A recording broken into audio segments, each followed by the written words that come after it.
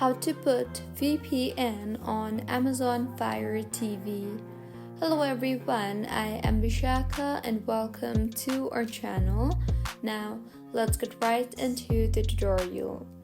Firstly, go to your home screen and then tap on the apps option you see there, and then tap on categories and then on utility. You can also run a search for VPN.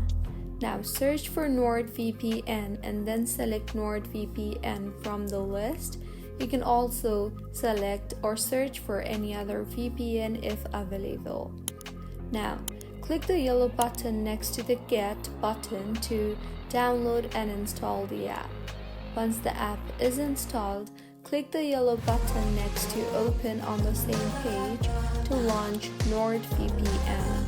You will then be required to enter your NordVPN account username and password and log in. Once entered, either tap on the Connect button to connect to the VPN right away, or select a specific server location to connect to.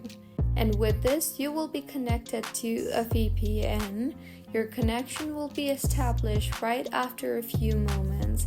You can now leave that VPN app running in the background while you stream. So, this is how you can put VPN on Amazon Fire TV. If you find this tutorial helpful, please like the video and do comment if you have any queries.